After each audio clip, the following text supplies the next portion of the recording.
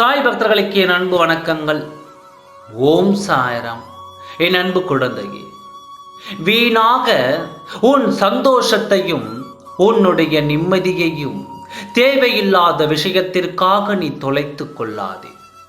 உனக்கு வர வேண்டியது அதற்கான நேரமும் காலமும் வந்தால் நல்லபடியாக உன்னிடம் வரும்.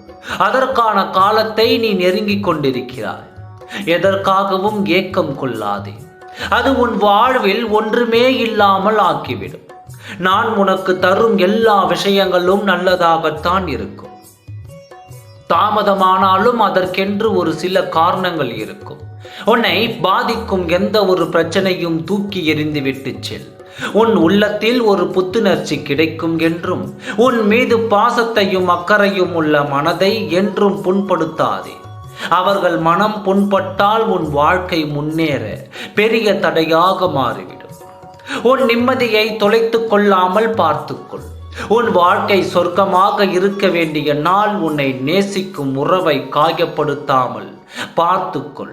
உன்னிடம் உள்ள பலவீனத்தை முதலில் அறிந்து கொள். அதை பலமாக மாற்று. எல்லா பிரச்சனைகளையும் சந்தித்து அதை சமாளித்து வாழ்கின்ற வாழ்க்கையே மிக பெரிய இன்பமாக இருக்கும். உனக்கு எதுவும் இல்லை என்று நினைக்காதே. எல்லாம் தர நான் இருக்கிறேன் என்று நினைத்துக்கொள். உனக்கு நல்லதே நடக்கும். ஓம் சாய்ராம். நன்றி, வணக்கம்.